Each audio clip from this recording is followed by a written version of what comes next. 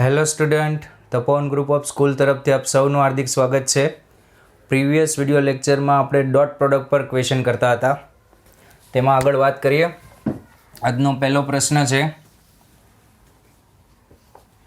R2 એટલે કે જે સદિશમાં બે ઘટકો હશે, 5 - 12 ને લંબ એકમ સદિશ મેળવો. લંબ એકમ સદિશ મેળવો. એકમ સદિશ મેળવો. ઓકે, આપણે જે સદિશ મેળવવાનો છે તે ક્યાં છે? R ક્રોસ R એટલે કે R2માં. તો આપણે સદિશ ધારી લઈએ જેના બે જ ઘટકો હશે. ધારો કે માંગેલ એકમ સદિશ A⁻ =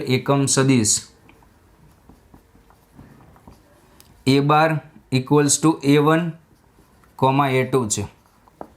ઓકે, આપણે સદિશ ધારી લીધો કારણ કે R2માં છે તો અહીંયા બે જ ઘટકો હશે. હવે વાત આવે, બે અજ્ઞાત છે, બે સમીકરણ બનાવો. એક સમીકરણ તો એ બની ગયું કે આ એકમ સદિશ છે એટલે મોડ A⁻ 1 થાય એટલે એના માનનો વર્ગ પણ 1 થાય. તો A1² માન એટલે માનનો વર્ગ એટલે A1² + A2² 1 થાય, સમીકરણ 1. બીજું, A⁻ એ 5 - 12 ને કેવો છે? લંબ છે. લંબ છે તો A⁻ ડોટ 5 - 12 0 થઈ જશે એટલે કે A1 A2 ડોટ 5 - 12 0 થઈ જશે. ઓકે, તો અહીંયા થશે 5A1 - 12A2 = 0. અહીંથી A1ની કિંમત થશે 12/5A2. સમીકરણ ઉકેલી નાખો બંને તો A1² + A2² = 1. તો A1² એટલે 144/25 + A2² + A2² = 1.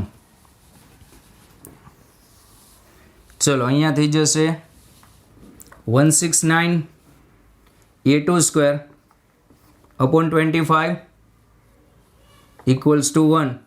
તો A2² ની કિંમત અહીંથી થશે, A2² ની કિંમત 25/169.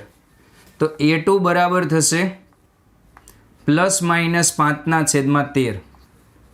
ઇમ્પ્લાઇઝ A1 બરાબર, જોજો હવે અહીંયા કન્ફ્યુઝ નહીં થતા. A2ની બે કિંમત સમીકરણ 1માં મૂકશો તો A1ની 2 આવશે એટલે ટોટલ 4 થશે. પણ મેં તમને ક્યારેક અગાઉ કીધેલું કે બને ત્યાં સુધી કિંમતો એકઘાતવાળા સમીકરણમાં મૂકવાની. તો અહીંયા જુઓ, A1 A2ની કિંમત ±5/13 મૂકશો, A2 પ્લસ મૂકશો ને તો A1 પણ પ્લસ આવશે. તો A1 આવશે, આપણે આ રીતે લઈએ. જુઓ, A2 પહેલાં 5/13 મૂકો પ્લસ, તો A1 શું આવે? અહીંયા મૂકજો 5/13. તો A1 આવશે 12/13. હવે જુઓ તમે A2 અહીંયા મૂક્યા હોત ને તો A1ની બે કિંમતો આવે, પણ એ હજી ચકાસણી અહીંયા પાછી કરવી પડે એટલે એક રિજેક્ટ થઈ જાય. એ કરતાં એક ઘાતમાં જ મૂકવાની. A2 બરાબર -5/13 અહીંયા મૂકો તો A1 બરાબર -12/13. ઓકે, તો માંગેલ સદિશ બે આવશે. બે એવા સદિશ આવશે કે જે એકમ સદિશ હશે અને આને લંબ પણ હશે. A1 A2 આપણે એ સ્વરૂપમાં લખવાનો છો. A2 A1 એવું નથી લખવાનું. તો એક આવશે 12/13 5/13 અને બીજો આવશે -12/13 -5/13. ઓકે, આવો જ હજી એક પ્રશ્ન જોઈએ. R3માં એકમ સદિશ મેળવો કે જે I કેરેટ સાથે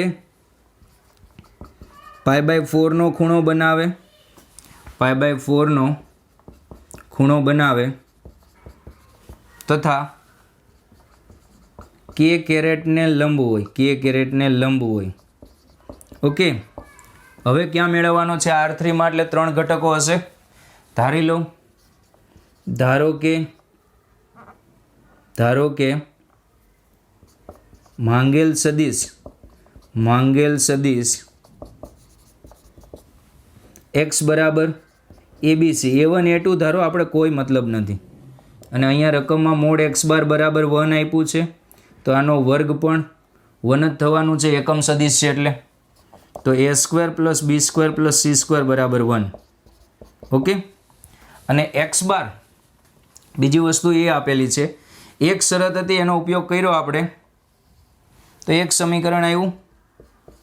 બીજું x બાર એ k કેરેટને લંબ છે, x bar is a perpendicular to k caret, એટલે x બાર અને k કેરેટનો ડોટ પ્રોડક્ટ શું થાય? 0. તો x બાર એટલે ABC, k કેરેટ એટલે 0 0 1 બરાબર 0, માટે C બરાબર 0. ઓકે, બીજી શરત. અને હજી એક શરત છે, x બાર અને I કેરેટ વચ્ચેનો ખૂણો π/4 છે. ખૂણાને આ રીતે દર્શાવાય ભાઈ, x બાર અને I કેરેટ વચ્ચેનો ખૂણો. તો cos π/4 શું થશે અહીંયા? cos π/4 x bar dot I caret upon mod x bar, જે એકમ સદિશ છે એટલે 1 જ થાય, મોડ I કેરેટ એ 1 જ થશે. x બાર એટલે ABC, I કેરેટ એટલે 1 0 0, આ 1 અને I1, તો અહીંયા a થઈ જશે. તો cos π/4 એટલે 1/√2, તો અહીંયા આવશે a, ની કિંમત આવશે 1/√2. ઓકે, ASC આવી ગયા. હવે આપણી પાસે સમીકરણ છે A² + B² + C² બરાબર 1. તો અહીંયા મૂકી દો, તો હાફ પ્લસ B² + 0 = 1. તો અહીંયા B² બરાબર હાફ, તો B બરાબર ±1/√2.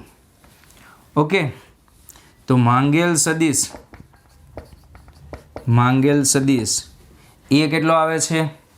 1, B, C કેટલો આવે છે? 0, અને B આવે છે ±1/√2. બે સદિશ આવશે. અહીંયા બંને ભેગા નહીં લખતા, નકર 4 થઈ જશે ટોટલ. અહીંયા પ્લસ માઇનસ ને અહીંયા પ્લસ માઇનસ એવું ભેગું નહીં લખતા, નકર અહીંયા 4 વચાશે. કોપી કરો.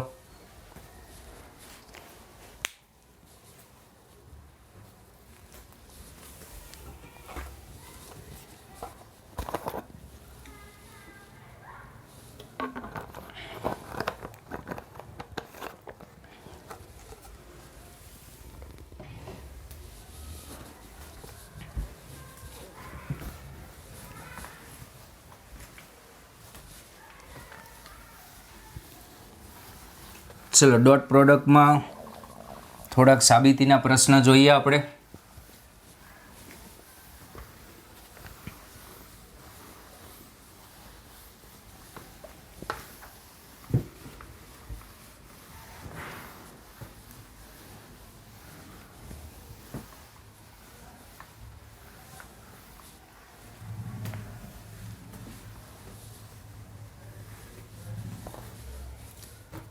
ચલો,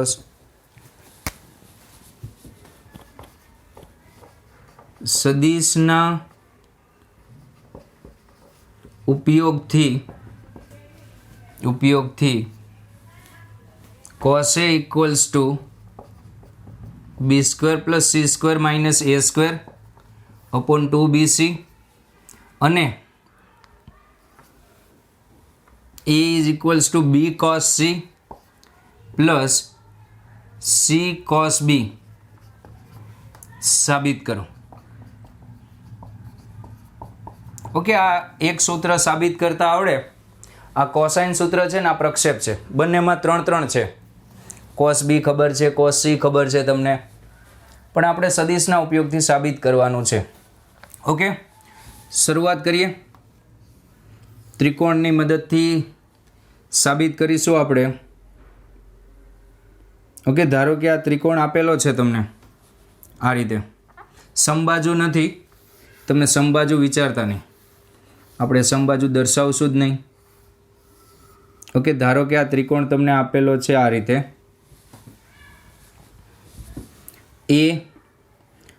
આ એ બાર છે, આ બી બાર છે. ઓકે, અને આ સી બાર છે, અહીંયા સી લખી દો. અથવા તો આપણે આ રીતે દર્શાવીએ, આપણે સદીશોનું અહીંયા કોઈ મહત્ત્વ નથી, પણ આ બાજુ એ હોય ને એટલે હું આ સદીશને એ બાર કહી દઉં, એટલે આ માપ મોડ એ બાર થઈ જાય. બીજો આપણો કોઈ ઇન્ટેન્સ નથી. આને હું બી બાર કહી દઉં, આને હું સી બાર કહી દઉં, એટલે બીસી બરાબર મોડ એ, એટલે સ્મોલ એ કહી શકો.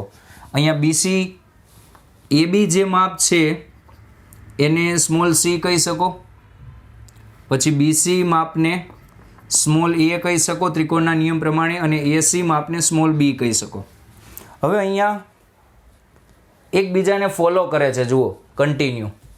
અને મેં તમને શરૂઆતમાં કીધું હતું કે પોલિગોનમાં એટલે કે બહુકોણમાં જો એકબીજાને ફોલો કરતા હોય તો તેનો સદિશ સરવાળો ત્રિકોણ એબીસીમાં એ બાર પ્લસ બી બાર પ્લસ સી બાર 0 બાર થાય.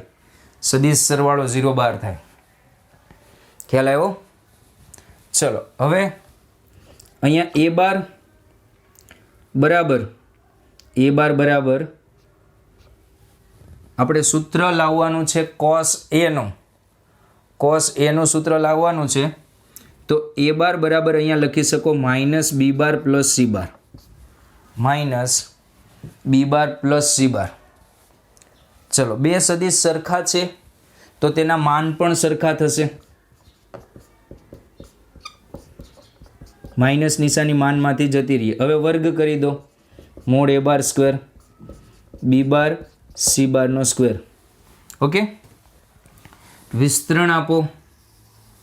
વિસ્તરણ આપશો એટલે mode A bar square, mode A બાર એટલે એ બાજુનું માપ જ થઈ જાય. દેખાય, આ જે બાજુ હોય મેગ્નિટ્યુડ એટલે એ લેન્થ જ દર્શાવે. આને લખાય mod B bar square mod C bar square અને 2b dot C, B dot C. હવે બી અને સી વચ્ચેનો ખૂણો, બી અને સી વચ્ચેનો ખૂણો આપણે લઈએ અહીંયા.